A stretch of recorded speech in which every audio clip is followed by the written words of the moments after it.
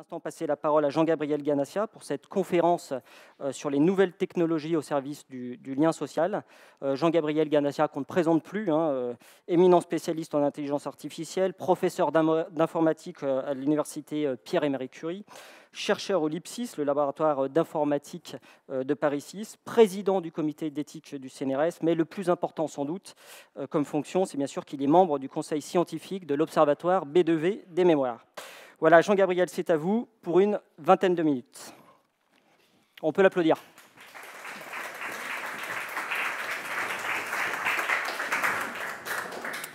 Alors bonjour, merci de m'avoir invité à faire un exposé. Alors, je vais essayer quand même de mettre un peu mon chronomètre pour être sûr de ne pas dépasser, parce que j'ai l'habitude de parler assez longtemps. Donc je vais essayer de parler des technologies au service du lien social, et des technologies de la mémoire. Et je voudrais commencer par raconter une histoire.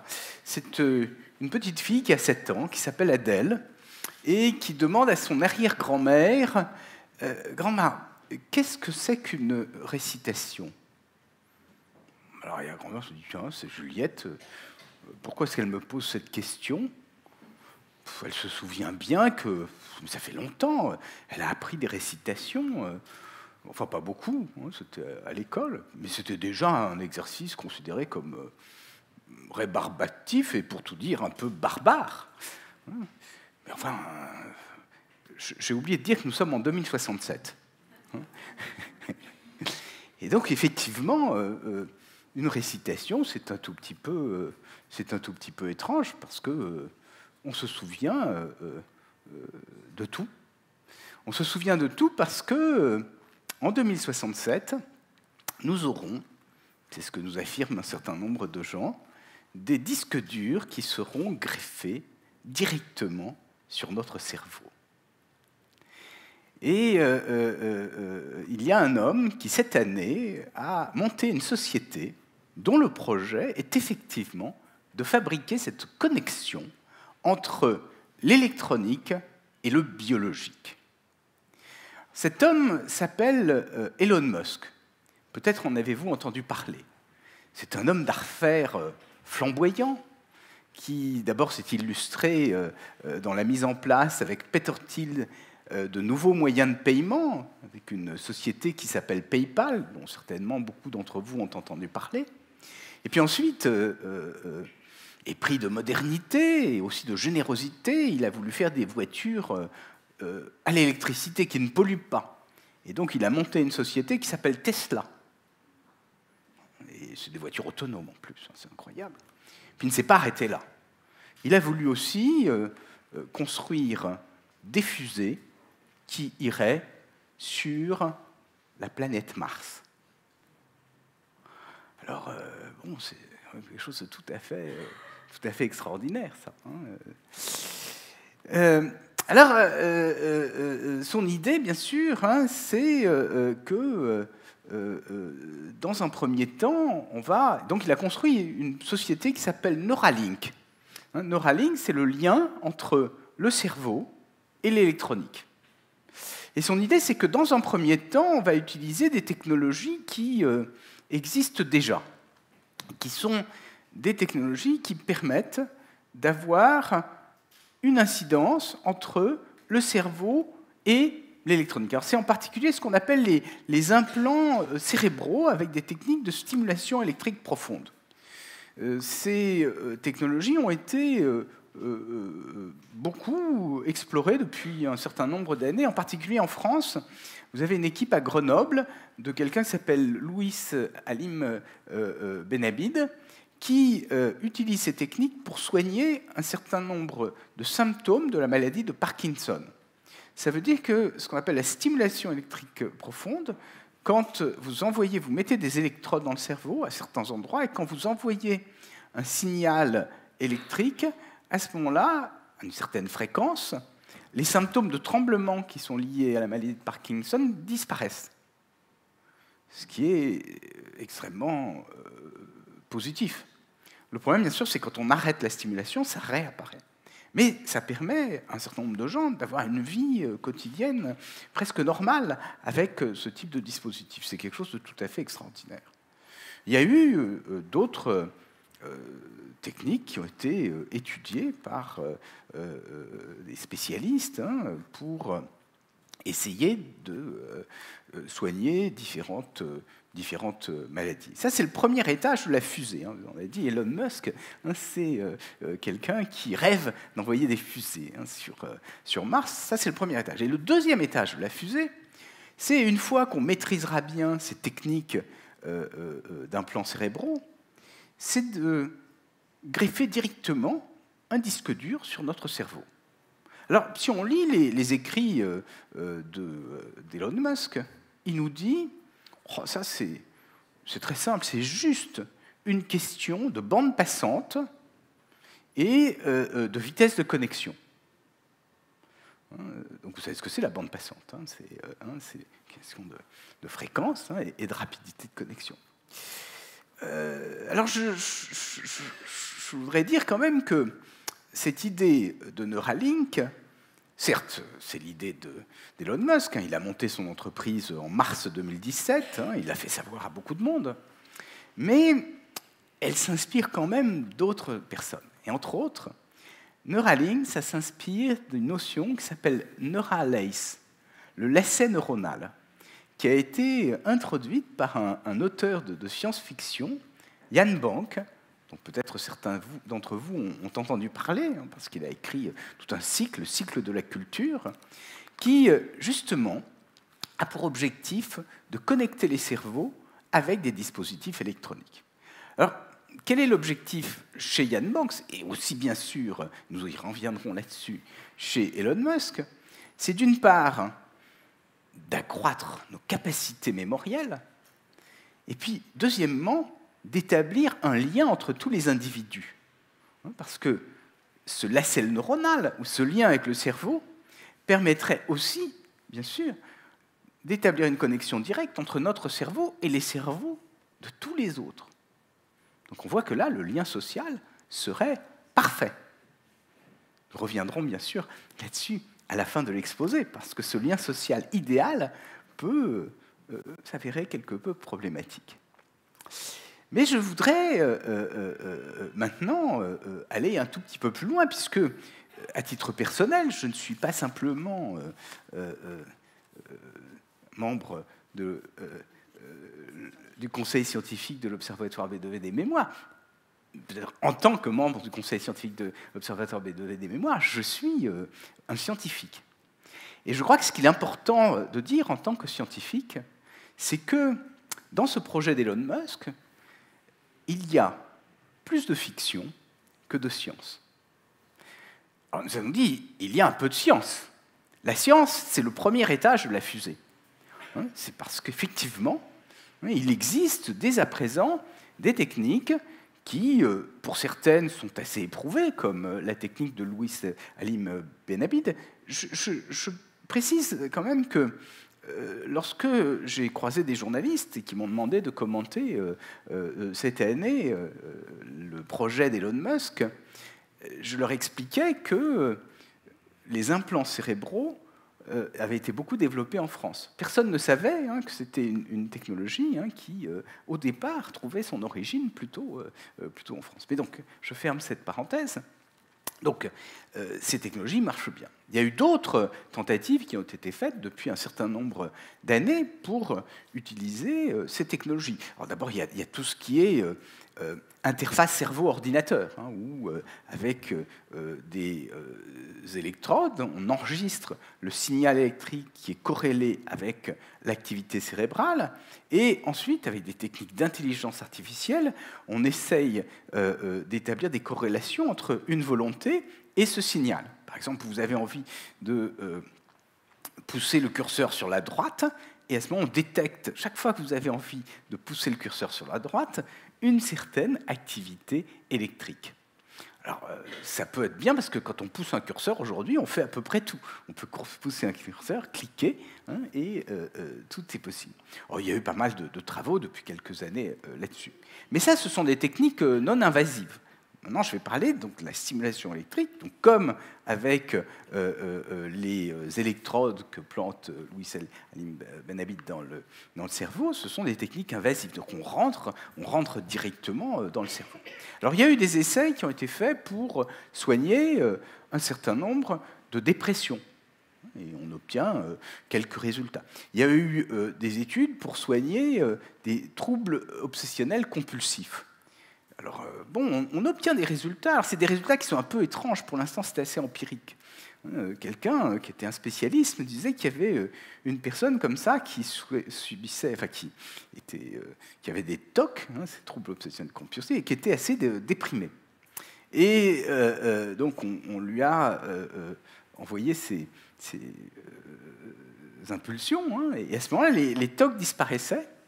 Mais tout d'un coup, elle avait quelque chose qui était une autre forme d'obsession. Elle avait un goût musical qui était tout à fait différent. C'est-à-dire que tout d'un coup, elle voulait absolument un seul type de musique. Alors j'avais noté, elle avait une passion pour la musique de Johnny Cash. Moi, comme je ne sais pas qui est Johnny Cash, c'est pour ça que je l'ai noté ici, parce que ça ne me disait pas grand-chose. Et quand on arrêtait la stimulation, elle reprenait ses goûts musicaux normaux, mais elle redevenait déprimée. Donc c'est pour dire que ce sont des techniques qui, certes, marchent, mais qui sont, pour l'instant, encore assez mystérieuses. Alors, il y a eu des essais aussi sur la mémoire, avec l'idée qu'on pourrait peut-être essayer de soigner certains troubles de la mémoire. Et il y a eu un certain nombre de résultats, en tout cas il y a un certain nombre d'articles scientifiques qui ont paru là-dessus. Mais là encore, ce sont des choses qui demandent à être explorées. Donc de ce point de vue-là, la société d'Elon Musk est extrêmement bienvenue puisqu'elle va poursuivre les études et elle va mettre en place des dispositifs qui vont faire appel à ces technologies. On peut imaginer qu'avec les moyens qu'il a engagés, ça peut aller très loin. Mais maintenant, je vais parler du deuxième étage de la fusée, puisque c'est celui qui, d'une certaine façon, nous lie ici, puisqu'il s'agit à la fois, je l'ai dit, de la mémoire, et nous sommes dans l'Observatoire B2V des mémoires, et aussi du lien social, puisqu'il s'agit d'établir, avec ce lacet neuronal, un lien entre tous les individus. Alors, est-ce que c'est possible aujourd'hui de mettre en place ce type de technologie ? D'abord, en tant que scientifique, je donne des éléments qui sont reliés à ce que l'on connaît aujourd'hui dans les laboratoires. Est-ce que je peux dire que c'est impossible? Non. En tant que scientifique, je n'ai pas cette possibilité. En revanche, ce que je peux indiquer, c'est les difficultés qui surgissent, qui laissent entendre que dans les années qui viennent, je n'ai pas le sentiment que l'on puisse développer ce type de technologie.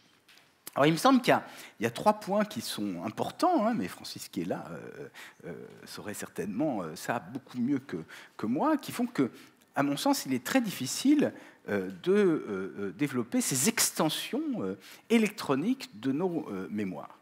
Alors, le premier point, c'est que, vous voyez, si on greffe un disque dur sur le cerveau, il faudrait savoir, pour qu'on puisse vraiment faire la connexion, comment les informations sont codées dans le cerveau. Qu'est-ce que c'est qu'une table dans votre cerveau? Ça, c'est quelque chose d'un tout petit peu mystérieux. Est-ce qu'on sait ça? J'ai l'impression quand même que l'on ne le sait pas. Peut-être que tu pourras nous préciser les choses. La deuxième raison, c'est que ça laisse entendre que la mémoire est stockée à un endroit, oui, puisqu'on pourrait l'étendre. Or, le problème, c'est que les études nous montrent que les informations, elles sont stockées un peu partout. Elles ne sont pas localisées. Et donc, ça voudrait dire que selon l'endroit où on met cette extension mnésique, on aurait une espèce de décroissance d'une forme particulière de mémoire. Et ça demanderait quand même, ça poserait énormément de problèmes. Où il faudrait la localiser à plusieurs endroits, ce serait même plus compliqué que ce qu'il laisse entendre. C'est-à-dire que ce n'est plus à ce moment-là une question juste de bande passante, c'est aussi une question de neurosciences.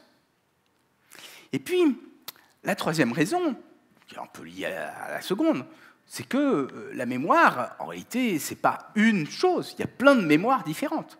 Il y a des mémoires déclaratives, il y a des mémoires procédurales, et donc c'est un peu une réduction de la mémoire qui conduit à dire qu'un dispositif de stockage d'informations va permettre d'engranger les choses aussi bien que notre mémoire.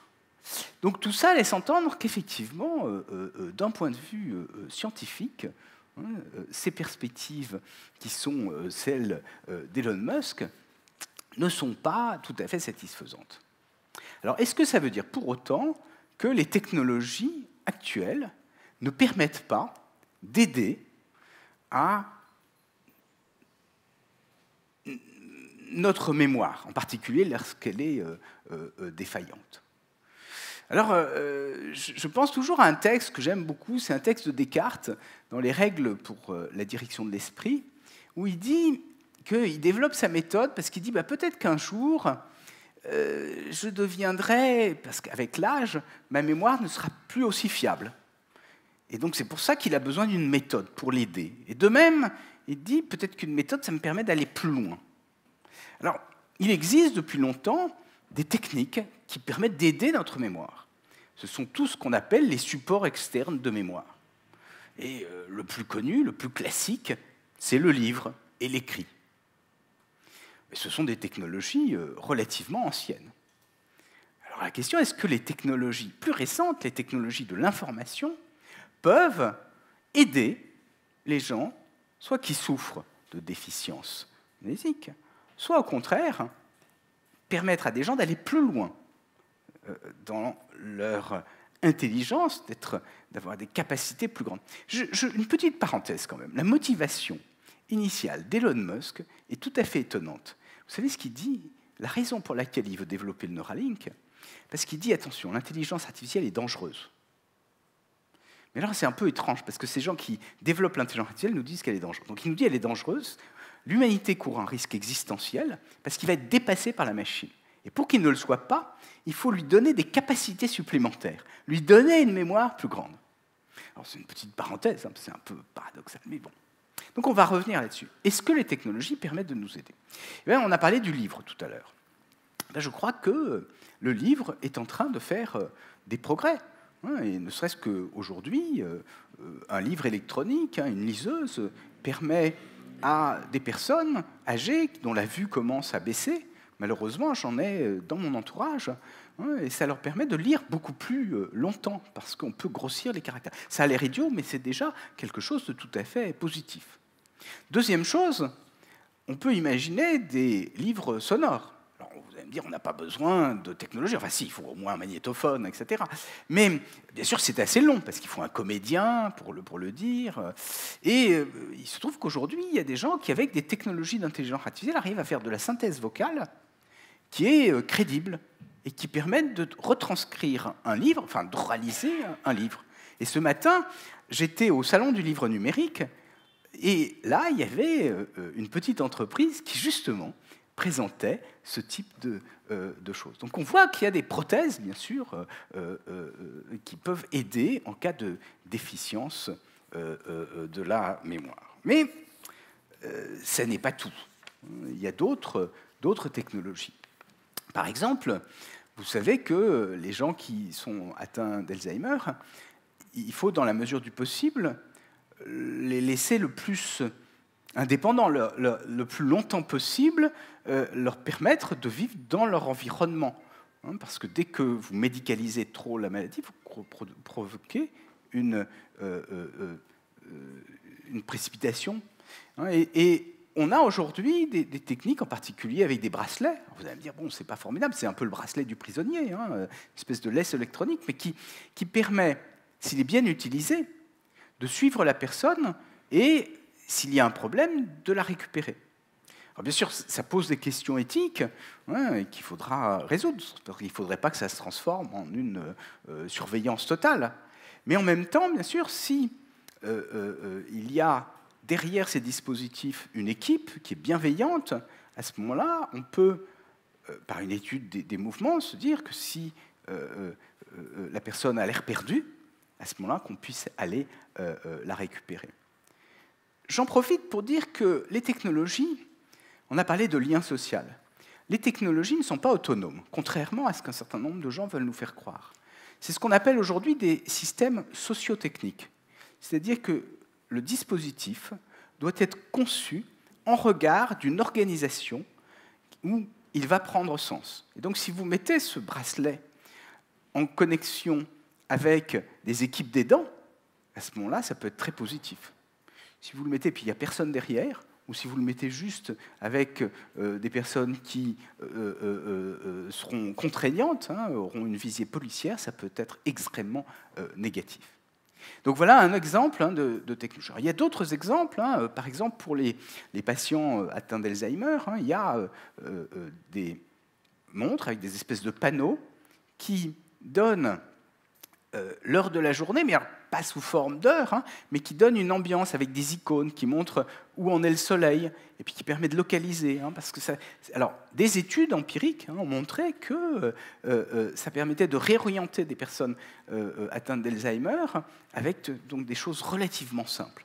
Donc vous avez plein de dispositifs comme cela. Alors on évoque aussi, bien sûr, tout ce qui est robotique, en particulier la robotique de compagnie. Il y a un petit phoque, une espèce de petit robot phoque, qui est ce qu'on appelle le calcul affectif, parce qu'il présente, bien sûr il n'éprouve pas d'émotion, mais il présente par ses mouvements, au moment où on le caresse, au moment où on lui parle, tous les signes de l'émotion. Et des études ont montré que chez des personnes âgées, souvent, ils sont plus facilement engagés à interagir avec ces robots qu'avec des animaux domestiques. Donc, ça peut être assez positif. Et puis, il y a ce qu'on appelle les robots bavards. Alors là, les robots bavards, c'est une autre affaire. Ce sont des robots qui sont capables de tenir un dialogue. Alors, à quoi ça sert? Ça sert à ce que... On sait que les gens atteints d'Alzheimer, au bout d'un certain temps, reposent malheureusement beaucoup de fois la même question, au risque de décourager, d'exaspérer leur environnement. Et donc, peut-être que ces robots peuvent leur permettre d'entretenir un dialogue et de conserver à l'équipe qui encadre, enfin qui soigne ces gens, plus de disponibilité. Donc de ce point de vue-là, ça peut être positif. Bien sûr, ça demande à être expérimenté, et je crois qu'il est extrêmement important, je dis, ce sont des systèmes socio-techniques, c'est tout à fait essentiel, que ce ne soit pas une façon de laisser les gens dans la solitude. Alors ensuite, il y a une autre chose qui, moi, je trouve est très intéressante, et je vais terminer par là, c'est les lunettes. Alors vous vous souvenez, il y a quelques années, Google avait lancé les Google Glass. Alors ces Google Glass sont composés de deux dispositifs complémentaires. Le premier, c'est une caméra, avec un micro d'ailleurs, qui enregistre tout. C'est ce que un technologue américain, Steve Mann, je confonds avec Thomas Mann, non, c'est Steve Mann, utilisait, parce qu'il disait on va pouvoir enregistrer des archives de sa propre vie, c'est-à-dire son champ de vision pendant toute son expérience. Ça, c'était un aspect. Mais le deuxième aspect, beaucoup plus intéressant et peut-être moins connu, c'est qu'il y avait sur ces lunettes des petits écrans et que vous pouviez, tête haute, avoir une projection dans votre champ de vision d'informations supplémentaires. C'est ce qu'on appelle la réalité augmentée. Et bien sûr, on peut, aujourd'hui, être capable, en fonction du mouvement de votre visage et de ce que vous êtes en train de regarder, de rajouter des informations qui sont liées à ce que vous voyez. Alors, ça peut être utilisé dans le tourisme. Vous voyez, par exemple, un monument et on vous met dessus quel est le monument. Éventuellement, on vous met d'autres informations dessus. Mais une autre application que certains envisagent, c'est des lunettes comme ça, et pour les gens qui ne sont pas trop physionomistes, et éventuellement pour les personnes âgées, ça peut être très utile, de reconnaître les visages. On sait reconnaître les visages aujourd'hui, avec des performances extraordinaires, reconnaître les visages et mettre les noms des personnes qui sont associées. Enfin, voilà quelques-unes des technologies qui sont utiles, qui pourraient être utiles, je crois, comme support à la mémoire et comme support au lien social, bien sûr. Être capable de reconnaître les autres, c'est quelque chose de tout à fait essentiel. Alors, je voudrais maintenant revenir sur l'histoire d'Adèle et Juliette. Vous vous souvenez, je vous avais dit que donc, Adèle se demandait mais qu'est-ce que c'est qu'une récitation. Sa grand-mère, son arrière-grand-mère plutôt, lui demandait mais pourquoi tu me demandes ça? Et elle dit parce que moi j'ai vu là comme ça, j'ai cherché, et puis j'ai vu un ouvrage étrange qui s'appelait Les récitations du samedi. Exercice de mémoire. C'était un peu bizarre, ça. Parce que Juliette, certes, elle avait fait quelques récitations dans son jeune âge, mais jamais d'exercice de mémoire. C'était quelque chose de très, très étrange. Et à ce moment-là, bon, elle commence à discuter, donc elle essaye de lui expliquer ce que c'est que la récitation. Elle lui dit, mais pourquoi? Il faut apprendre parce que à l'époque, ouais, il fallait essayer de répéter les choses pour les lire comme si on avait le texte sous les yeux. C'était ça la récitation. Ah ouais. Et alors la petite fille, elle dit, mais c'est curieux ça quand même. Et ces gens, ils ne savaient pas que on a déjà tout en nous-mêmes. Ils n'avaient pas lu Platon, c'était avant Platon. Alors, non, t'exagères, non, c'est pas ça. Et elle essaie de lui expliquer que c'est pas tout à fait ça. Puis elle continue à discuter, et puis à un moment donné, elle lui dit, mais est-ce que c'était douloureux d'apprendre? Alors on dit, douloureux, non. C'était fastidieux. Il fallait répéter les choses pas mal de fois. Et à ce moment-là, donc, elle se dit, ah ouais, c'était... elle essaye de comprendre, hein, c'est extrêmement difficile de comprendre. Et puis elle lui dit, mais il y a un autre terme que je ne comprends pas. C'est le terme d'oubli. J'ai lu ça. Et qu'est-ce que ça veut dire? Est-ce que c'est ce qu'on appelle l'effacement? Alors l'arrière-grand-mère dit non, non, non, non. Non, non, l'oubli, c'était autre chose. L'oubli, c'était progressif, et puis c'était pas définitif. Non, l'effacement, c'est autre chose. C'est parce que les hommes se disputaient. C'était la guerre parce qu'ils avaient toute la mémoire à leur disposition. Et à ce moment-là, on a décidé, pour faire la paix, d'effacer tout d'un seul coup. Alors, je crois que c'est un peu la conclusion de cette histoire, c'est qu'effectivement, si on disposait de mémoire externe, branchée directement sur notre cerveau, certes, ça aurait des aspects très positifs. Les enfants n'auraient plus à apprendre leurs leçons, ce serait très commode. Les personnes âgées n'auraient plus de risque d'Alzheimer, puisqu'ils auraient une mémoire externe. Mais en même temps, ce qui pourrait se passer, c'est que les ingénieurs, les industriels qui maîtriseraient ces techniques seraient capables, à leur volonté, de manipuler totalement ces mémoires. Et je crois que ce serait un monde bien pire que le monde actuel. Et c'est un monde, en tout cas, où nous perdrions notre individualité. Et je crois que ce serait, non pas un rêve, mais que ce serait un cauchemar affreux. Merci.